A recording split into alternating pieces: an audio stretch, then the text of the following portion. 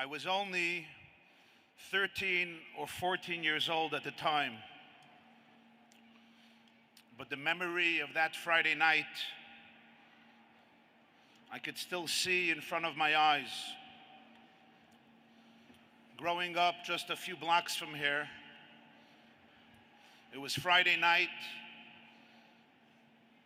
Parshas Shabbos, Parshas Vayakhel,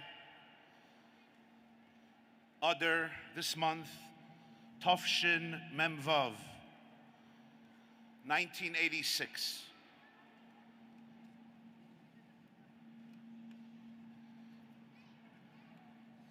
I always davened Shabbos and much of the week in 770. And already as a young child,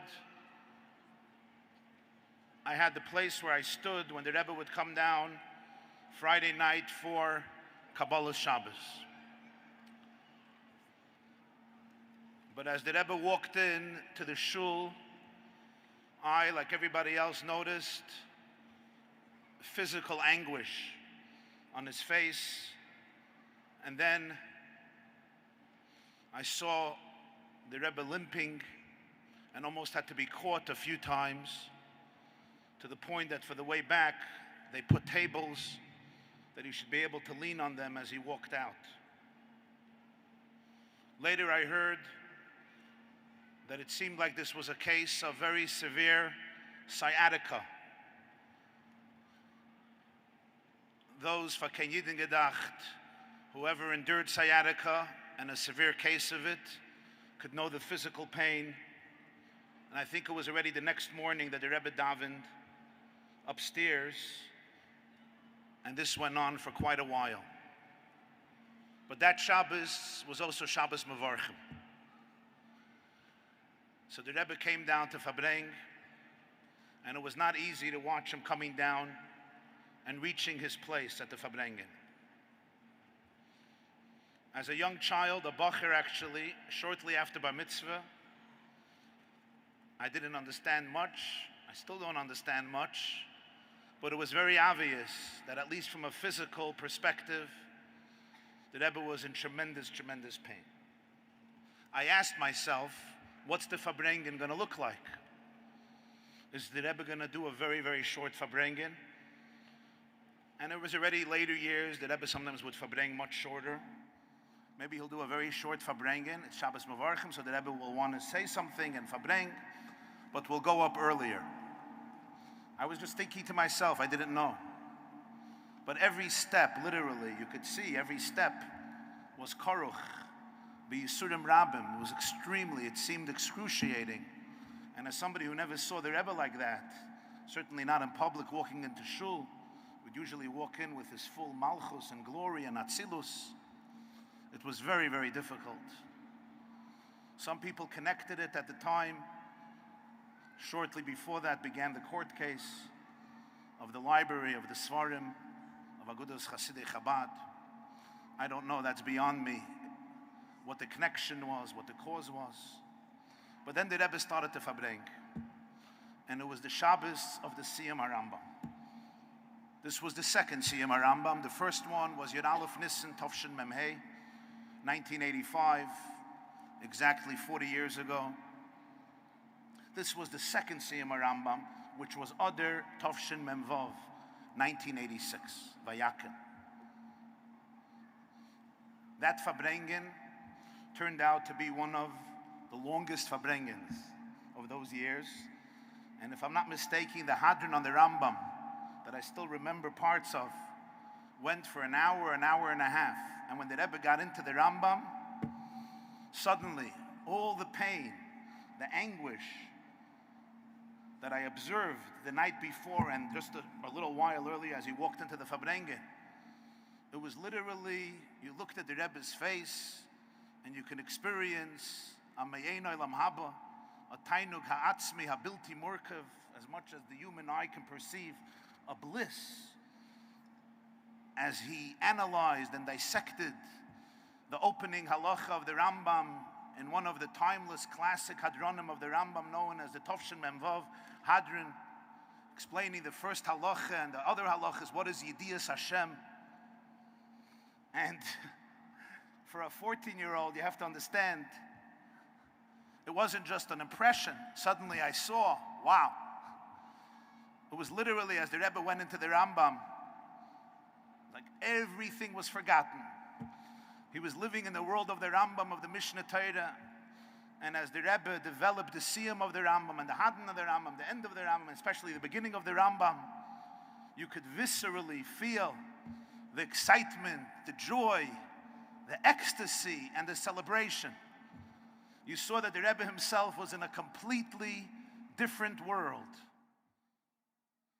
Reminds me, in parentheses, very powerful lesson I once heard from Rabbi Leibel Groner, Zechrono Livracha. And he said that it was the last few months, it was Tovshin and Beis. I think it was the month of Cheshvan, Kislev, or Tevis, shortly before the Rebbe's stroke. And they said the Rebbe told him one day in his room, he says, "As ich effen a Gemara is mishver zen hagos habach." When I want to learn Gemara, it's hard for me to see and read hagos habach, which is very small, which was the Rebbe's way of saying that he needs somebody to help him with the eyes, and that's when the Rebbe went for an eye doctor. Rabbi Groner wanted to tell another part of the story, the Rebbe's conversation with the eye doctor. But then I thought to myself, he could have told his secretary, "I have a problem seeing." He didn't say that. He said, "I have a problem reading Hagos Habach." That's my challenge. That's my problem. So I saw that viscerally that Shabbos. But there's one thing in that Sikha that I want to share with you today on the opening of the Rambam. As you know, the Rambam opened up every one of his 14 Svarim with a pasuk. And it's always interesting to note which pasuk he uses. And the Rebbe would discuss these psukim frequently. What's the opening pasuk for the opening of the Mishnah Torah? It's a pasuk from Tehillim Kuf Yutes, right before the introduction of the Rambam. Remember the pasuk? Oz loy evoish bahabiti el kol mitzvaysecha. Then I will not be ashamed and humiliated when I gaze, when I look at all your mitzvahs. And the Rebbe asked, why did the Rambam choose this pasuk as an opening for the Mishnah Torah? True, it mentions all the mitzvahs. Much of Kuf Yutes mentions all of the mitzvahs. But the Rambam uses this word, I won't be embarrassed. Why should he be embarrassed? Why would anybody be embarrassed? What's the busha?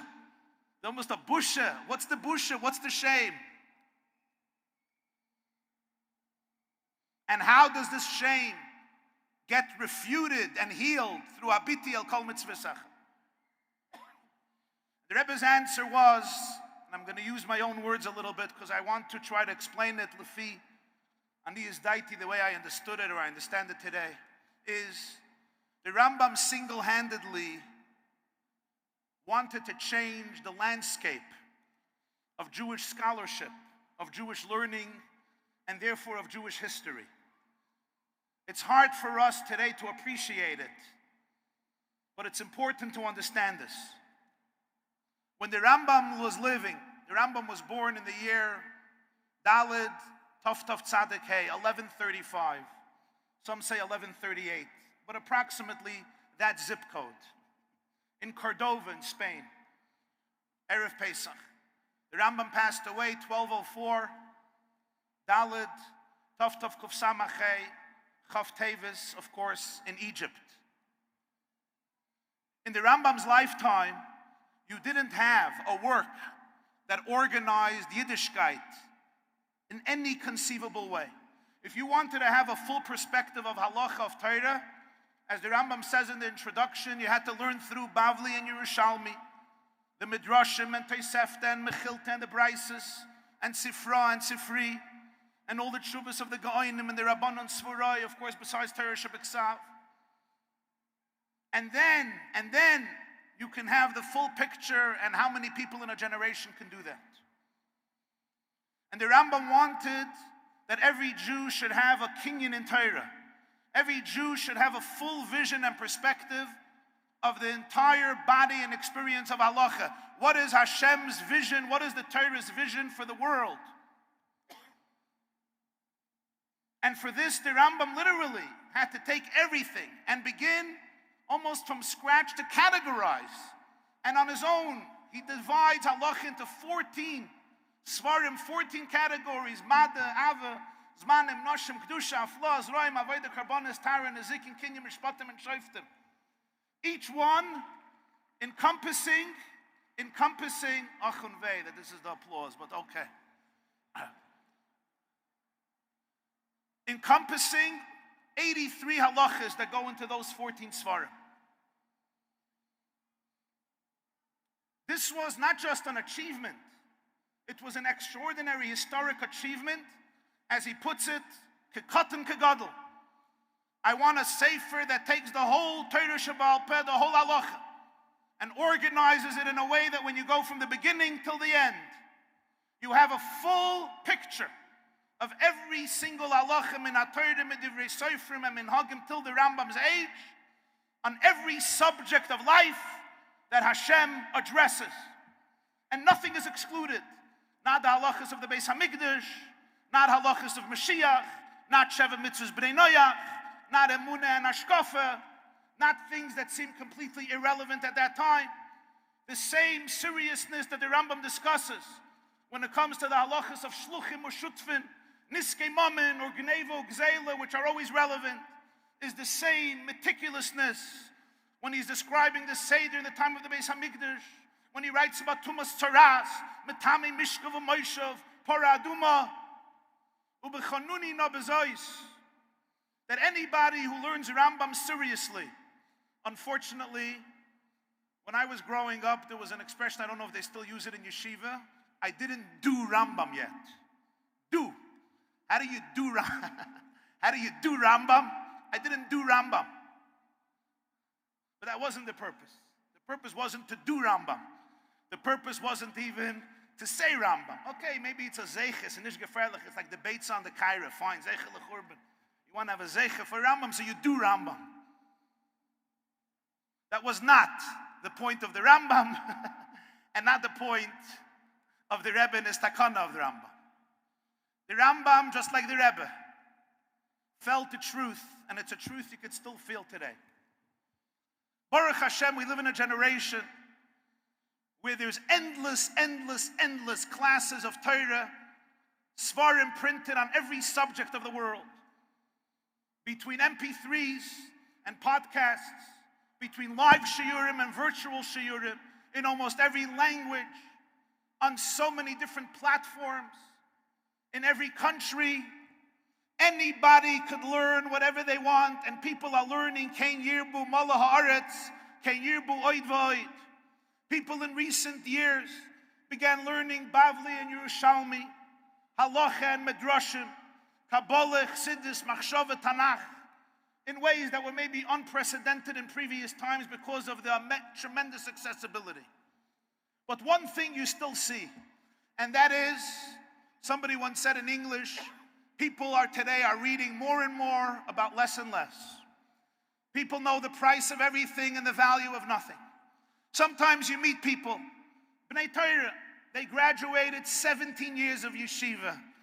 And if you have kids who survived the system, you know that takes a lot. They learned a lot. Yeah, whatever they learned. We're talking about guys are serious. But then, you want to see if they have a grasp of Kol HaTorah Kula. They don't. There's something missing. There's a clarity that's missing. There's a broadness that's missing, an expansiveness. There's a decisiveness that's missing. And there's a tamtzis that's missing. When you learn Rambam seriously from beginning to end, but seriously, that means you need to understand not only every halacha, you need to understand the structure of a chapter. The Rambam didn't only want to give people the whole halacha, he wanted to teach people how to think, how to build ideas. Hilchos Shabbos, 30 chapters. Why 30? Why not 20? Why not 40? The Rambam built. He took a subject. Could be Shabbos, could be Erevin, could be Yom Kippur, could be Niskei Mammon, could be Hilchos Kalim, could be Sharavas Atumah, could be Hilchos Malachim, or Hilchos Avodah Zarah, Talmud Torah, Tshuva, or now Yesodei HaTorah. So, and he built it. He built it. What are you applauding? That what? That I know a few of the halachas of the Rambam. Okay.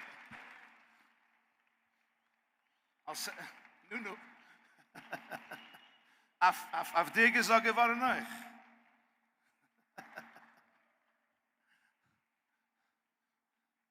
The Rambam wanted to teach people how to build, how to think. Every halacha. But not only for a gadol, for a cotton. Some people are sitting and saying, I'm not a big Talmid Chacham, I'm not a big Ben Torah, I barely survived yeshiva. But that was the whole point of the Rambam. The Rambam became a bestseller in his generation. I don't know if you know. Suddenly the Rambam was the ultimate man who, like the Rebbe, felt Yiddishkeit belongs to the masses. He wanted to empower every person to master. He didn't want to give reasons. He didn't even give sources, and he was criticized for it. Because he wanted people to come out and have a clear synopsis and summation of Kol HaTorah Kula. Somebody asks you, what's Truma? What's Meiser Rishon? What's Meiser Sheni? What's Bikurim? What's Pigul? What's Noiser? What's Kedushas Mechitzis? What's the difference of Tumas Meis, Tumas Sheretz? What's an Ava Tumah? What's a Vlada Tumah? If you learned Rambam seriously, you know that. But you also know how you can prove God's existence. You also know why we will leave Torah min hashamayim. You also know what it means to be a prophet. What it means to be a Navi. You also know what the world is going to look like when Mashiach comes. You also know what the schedule in the Beis HaMikdash was. And you also know exactly every detail till the Rambam's day of Hilchos Shabbos. So the Rebbe comes and says, this takes what we call in English guts. And the Rambam knew it. And the Rambam writes in his introduction to the Akdama, the Rambam says, I saw what's happening. I saw the crisis. Niyarti choitzni. I girded my loins. I took the courage, Ani Moshe ben Maimon Asfardi, and I compiled and I wrote a sefer that will give you the whole Torah Shebaal Peh. And then the Rambam says, you have Tanakh, and you have this sefer, and you don't need any other sefer ever again for halacha. Now here, now who are you applauding now? The Rambam, okay, fine.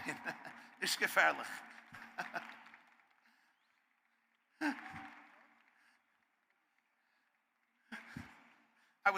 It sounded interesting. I was just quoting the introduction of the Rambam. In honor of the Rebbe, please do not disturb. They're not disturbing, they're applauding.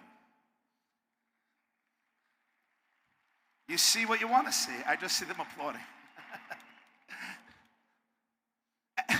Now here, if you may, this is God's sense of humor.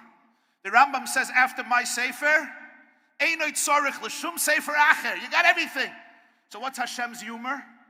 No sefer in history has created so many commentaries on it like the Rambam. I think till today we know of more than 10,000 Svarim written on the Rambam by the greatest of the great, from the Beis Yosef all the way down to great Acharonim in our generations. Analyzing, they said, the Rambam says, you're not going to need another sefer. There was even one of the Rishonim who accused him and said, because of you, nobody will open up a Gemara again. You're causing the Gemara to go obsolete. In reality, what happened? Because of the Rambam, there was a whole new Gemara, a whole new depth in Gemara. No sefer has so many pirushim like the sefer of Rambam. I don't think even Rashi on Chumash, if I'm not mistaken. Half of a fella. It's an interesting little story. I saw this in the introduction to a sefer from a Litvisher Rosh Yeshiva. He says he was on Yechidus once by the Rebbe. He writes, Hayiti B'Yechidus Eitzel, Hadmur Melubavitch, I think it was Tovshin Lamed Zayin, in the 1970s. And he asked the Rebbe an interesting question. There's Rambam Hilchis Megillah v'Chanukah. How does the Rambam start off? Hilchis Chanukah, two halachas of history. B'mei Bayis Sheni, there were Malchei Yavon, Pashtu Yodam b'Mamoinam u'b'Bnei Seim. He goes through the whole history of Chanukah briefly. He speaks about the war, the miracle of the menorah, u'mipnei zeh, and that's why hiskinu. That's why they made the 8 days of Chanukah shetchilason b'chafei kislev. You look at Hilchis Megillah, coming now. Now is the time for Hilchis Megillah. You're expecting that Rambam should say, B'mei Achashverosh, b'mei Mordechai ve'Esther. Give us a summation. U'mipnei zeh. They made Purim. He doesn't do that. In Hilchis Megillah, he starts off right away. You're supposed to read the Megillah by night and right away into the halacha. So this Jew asked the Rebbe, I don't understand, it's not fair. Why doesn't he give you historical context of Purim? Good question. So he said, without a moment, the Rebbe said, it's Pashut. Read the introduction of the Rambam. Most people who learned Rambam in yeshivas didn't learn the introduction of the Rambam. And by the way, if tonight you're going to go home and you're going to decide just to learn the Hagdama of the Rambam, is Dayenu. You'll never look at Torah Shebaal Peh the same way. Just the introduction of the Rambam to Mishnah Torah is something you could learn a whole year. And if you'll have afterwards a taiva to learn the Rambam's introduction to Pirush HaMishnayos, which is like 50, 60 pages, then you'll see why you can't put it down. Everything, this should be obligatory study in every yeshiva, I believe. The Rambam's Akdama to the Yad and to the Pirush HaMishnayos, because you can't understand anything of the whole structure of Torah Shebaal Peh works without it. But most people don't learn the introduction. So the Rebbe said, look in the introduction. In the introduction, the Rambam says, read Tanakh, Torah Shebiksav, read this sefer Mishnah Torah, and then you don't need any other sefer to know halacha. So the Rambam expected that before you learn Mishnah Torah, what do you read first? Torah Shebiksav. Torah Shebiksav has Megillas Esther. He doesn't have to give you an introduction to Megillas Esther. You learn Tanakh, you know Purim. But Chanukah doesn't say anywhere in Tanakh. You have to learn Maseches Shabbos, Perek B'Mem Madlik and Daf Chaf Aleph. Tanu Rabbanan my Chanukah. You have to learn Megillas Antiochus. You have to learn other Svarim. So the Rambam, the Mishnah Torah, Hilchas Chanukah, he has to give you an introduction. You see how thought out it was, how calculated. Very pashut word from the Rebbe, but pashtas ge'onis. I was like, klar, of course, this is the Rambam. It's not a joke. Anyone who takes the learning of the Rambam seriously, if you can't 3 prakim, 1 perek, but 1 perek, but learn it, gruntig, know what he's saying. Look at the halacha, go back, chazer. The Rambam was the most organized writer, thinker. I don't know if this, I'm sure a few people remember here. The first yahrzeit of the Rambam, after the Shir Rambam that the Rebbe established, was Chav Tevis, Tafshin Memhei. The end of 84, the beginning of 85. The Rebbe made a surprise farbrengen, I think around 6 p.m. I was in yeshiva, I was before Bar Mitzvah. But we heard, so we ran over to 770. I remember when I walked in, they were just putting out the tablecloth, and the Rebbe was already walking in. The place was empty. So the Rebbe sits down and he asks a question about himself. He says, the Rambam was the most organized person. How is it that a farbrengen honoring the Rambam's yahrzeit is such a balagan? Such a farbrengen, you have to prepare, you let the olam know before. You don't make us a balagan. People were coming in, nothing was ready. I'll never forget the Rebbe's answer. It still guides me. And the Rebbe said, you know how you see an organized person? You don't see an organized person when you give him 3 months to prepare. What you see an organized person when you tell him it's happening now. And then you see if he's organized internally or he's just a control freak, what we call. In other words, if you're really organized right now, there's an internal rhythm and menuchas hanefesh. So he says, fakert, the Rambam was a real Mesuder. So this farbrengen right here is the example of real Seder. And then the Rebbe said the famous Sikha, where the Rakatchover says once in Sofnas Paneach, V'hu tam ruchni, on the Rambam and Hilchas Reitzeach, about why you send a Rebbe to Ari Miklet, V'hu tam ruchni. I remember the Rebbe saying that the Rakatchover should say this is a spiritual reason. You know, by the Rebbe, the Rambam and the Rakatchover together was like, almost the embodiment of Mashiach right before it comes into Olam Hazeh. Try it out and you'll see. So the Rebbe says, back to Vayakal Memvav, for those who are following. How could the Rambam say this? People could say this is a little arrogant. You should be embarrassed. Really? You're the one, Ani, Moshe ben Maimon Asfardi? This is what the Rambam says, Ozle Yevosh. You know why I'm not embarrassed?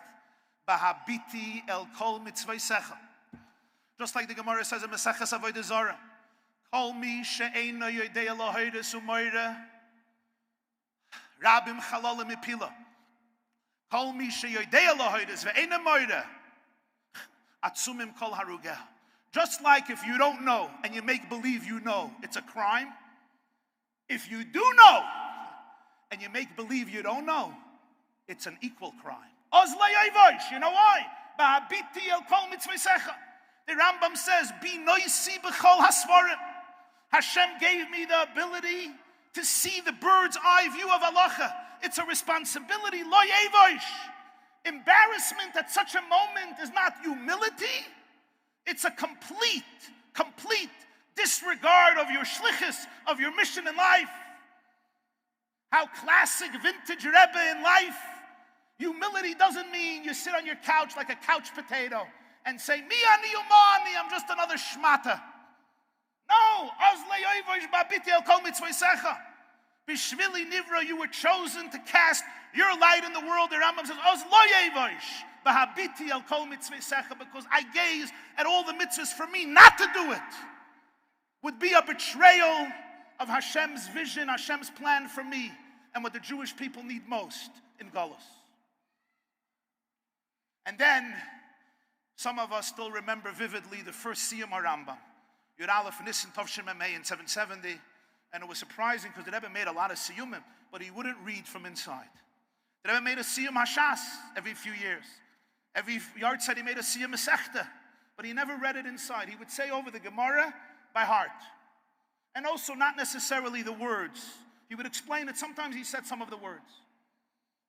But that Siyum, that Yud Aleph Nisan, the Rebbe had the Rambam and he read through, and he said he's going to do it, the last halacha, and he touched it up like a teacher would touch it up to little children, like he used to do with the Rashis, pointing.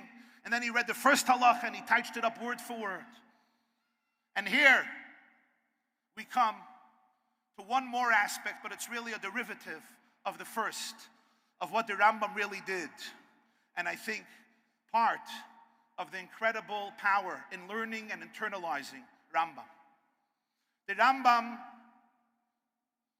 wanted to give people not just the details of Yiddishkeit. People learn halacha, Gemara, Nigla, other stuff, Poiskim, Rishonim, Achronim, their whole life, Kein Yirbu, Baruch Hashem, and it's so granular, it's so detailed. The Rambam wanted to not zoom in only, but zoom out and show people the vision of Matan Torah. The vision of Matan Torah, as the Rebbe once put it in a Fabrengen, zu machen von Welt a Torah Welt.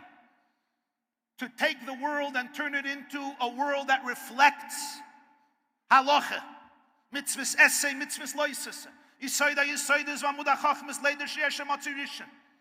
And hence, the Rambam gave the Jewish people a geula consciousness. What do I mean?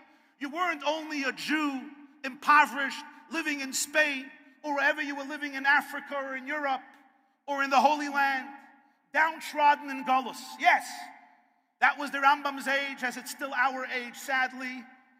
But the Rambam wanted to give the Jewish people the vision of creation. And therefore he wrote a sefer to show what does the world look like when the vision of the Rebbeinu Shalom is ultimately manifested and embodied. It was one of the sikhs, the Rebbe explained the gewaltige Chiddush, answering the Chassam Sofer's big question. The Chassam Sofer in Charles Setshuvas, I think Kufnun Vav, he says he doesn't understand why the Rambam made Mashiach one of the 13 principles of faith.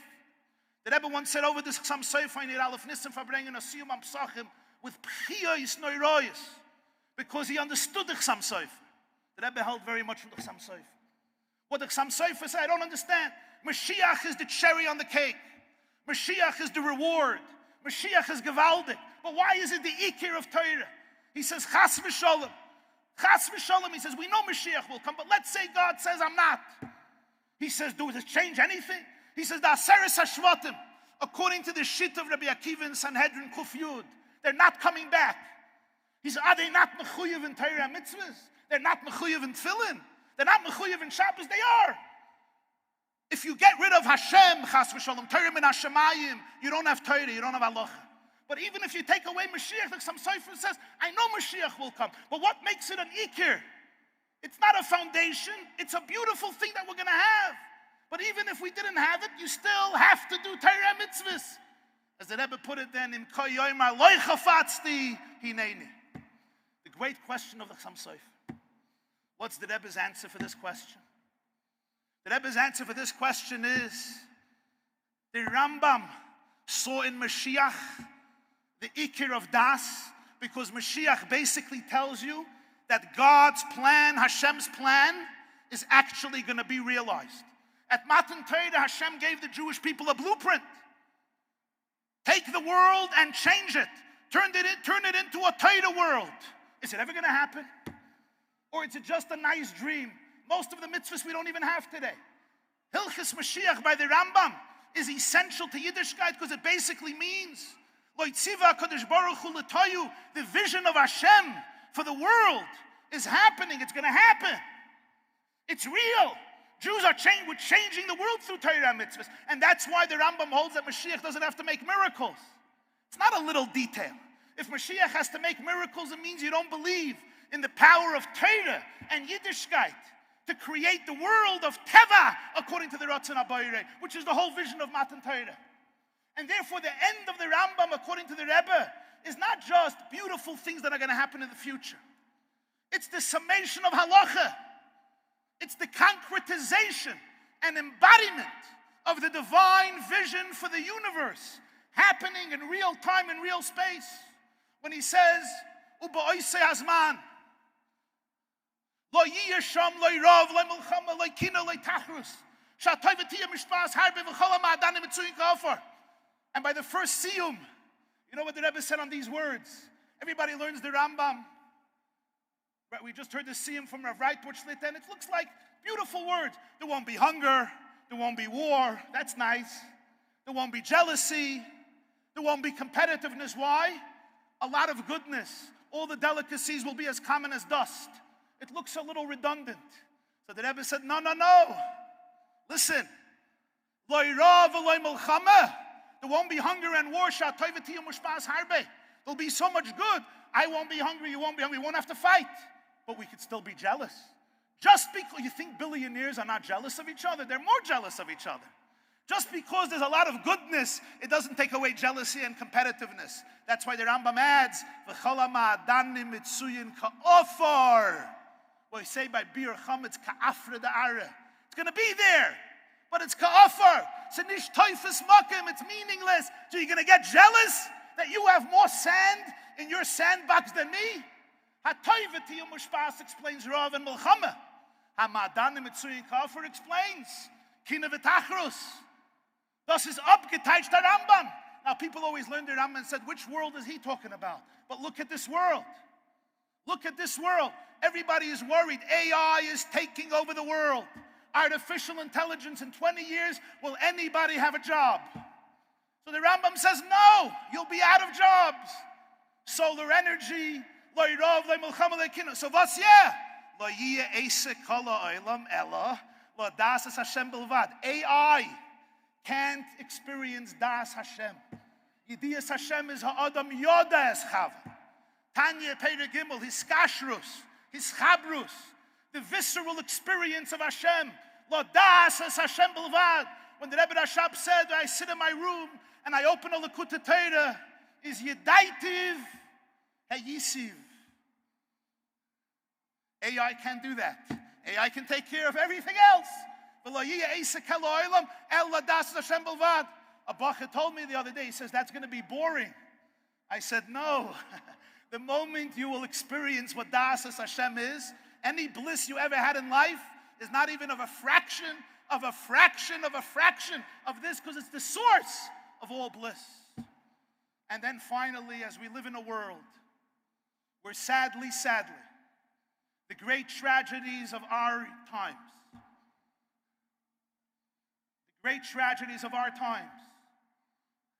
happen through the most vicious of anti-Semites, but even more sad that it was Jews themselves who resurrected the enemy, even if they had good intentions, and they did not realize what they were doing.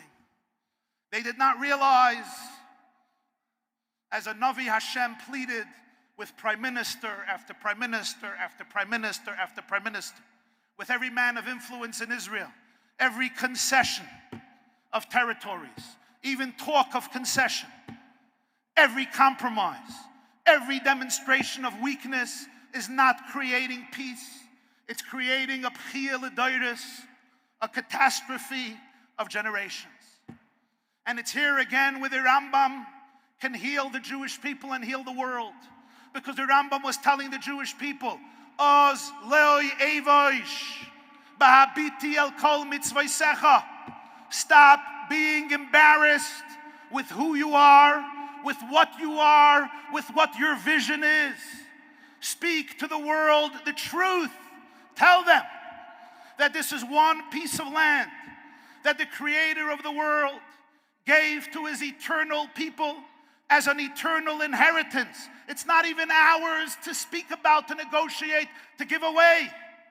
The world is craving for Ozloi Evo Ishba Biti El Kol Mitzvah. It's only the vision of the Rambam, the vision of Moshe Lekom Moshe, the vision that in our generation the Rebbe sacrificed his entire life to inculcate in the masses, to be able to stand up to a world and say we have a mission to create a Welt into a Torah Welt of Loi Rov, Loi Milchama, Loi Kina, Loi Tachus, Toi V'Tiyah Mushbas Harbe, Mala Oretz Deis Hashem, Kamayim Layom Echasim. The world respects Jews who can stand up with conviction, respecting their Judaism, their God, their history, their heritage, their roots. A non-Jew is not embarrassed to say, I'm ready to occupy a whole section of this land. And Jews, who God gave it to them and gave it to Avraham, Yitzchak, and Yaakov, are afraid to say it. Comes the Rambam and says, there's a vision, there's a grand vision. Speak the truth to the world so they will listen. They respect you when you respect your God, when you respect your soul, when you respect your Torah. This is the time when, as you go home, take out that Rambam. And again, whether it's the 44th, 45th time, or it's the 40th time, or maybe it's the second time, or maybe, it's the first time. If you don't tell, I won't tell. Take him out. Take out the Rambam. Let Jewish history come to life. Let divinity come to life. Let halacha come to life. And let your soul come to life. Yes, it's not always as loud and inspiring as a big event. You're going to get to Erev Shabbos and you're going to have to plug away 30 difficult chapters. You're going to get to Hilchas Tumas Meis, and we wish you a lot of hatzlacha on behalf of all the Talmidei HaRambam. Plow it through. Give that gift to yourself. Give that gift to your home. Give that gift to your brain and soul with patience, with consistency, and with chazorah. The Rebbe didn't start learning Rambam in 1984. The Rebbe would make a Siyum HaRambam every few years when nobody realized the Rebbe was learning Rambam for years and years and years and years. The Rebbe made a Hadron Tov Lamed Hey, a huge historic Hadron, one of the most amazing Hadronim. Yud Aleph Nisim Mem Daled. 1 year before he started Rambam, he made a Hadron on the Rambam. A year later, he probably finished Rambam again, it's just my own estimation, and he came out with a takanah for everybody. Exactly Tavshin Mem Daled. Why then? I don't know. I do know that was exactly 40 years before Tavshin Pei Daled, and I also know that Shmini Atzeres at night, the Rebbe danced more than usual, and he said the next night that he saw that Amcha Yisrael Tzrichim Simcha, and therefore Shmini Atzeres he already started Simchas Torah. The Rebbe also said that the Rambam has 83 halachas, and it's the gematria of Machala. Mem, Ches, Lamed Hey, Vasiroisi Machala Mikirbecha. And he said that learning Rambam has a power to help us heal from illness. And I think it meant not only physical illness, but also mental, spiritual, emotional, social, psychological. Somehow, learning and living with the Rambam has within it power that we can see, power that is above what we can see. And in one of the last Farbrengens, the Rebbe said an expression, and I could still hear it from the Rebbe's mouth. He said then, and for this you have to know Yiddish, the Rebbe said, das ist ein von der Sibes, was man hat sich verlegt auf lernen Rambam. Anybody knows how to translate the word verlegt in English? Verlegt is a very unique word in Yiddish. Verlegt in simple English means it's one of the reasons why I became obsessed and overwhelmed and completely dedicated. Verlegt, you're like completely entrenched and immersed in learning Rambam. Those of us remember that Rebbe would come back from the oil. There were times in later years he came back close to midnight, late at night, fasting a whole day, standing on one place 6, 7, 8 hours. And when you saw him coming home, what was the Rebbe learning? He was in the car late at night. The Rebbe was learning Rambam. It's a verlegt auf lernen Rambam. As we celebrate tonight, the Siyum HaRambam. And I have to say, one of my earliest memories as childhood is Rabbi Shmuel Butman, the legendary chairman of the Siyum HaRambam, visiting my father, Aleim HaShalom, in our house and making sure that the Siyum gets promoted and advertised. And I also heard a little negotiation here and there, but what happens inside the house stays inside the house. And to remember those years of the dedication, the Mesiras Nefesh, to ultimately fulfill the vision, and the real vision is not this Siyum HaRambam. This is beautiful and it's amazing. The vision of Siyum HaRambam is that 90,000 Jews should fill up a huge, huge stadium, because the moment people will realize the extraordinary value of learning Rambam, Sai Mitzad HaNefesh HaLekis and Sai Mitzad HaNefesh HaBahamis, the consciousness of Limud HaRambam will literally spread to the whole of Klal Yisrael. Umala ha'aretz deyes Hashem kamayim layom mechasim. Amen v'yamen. Thank you. Mazel tov.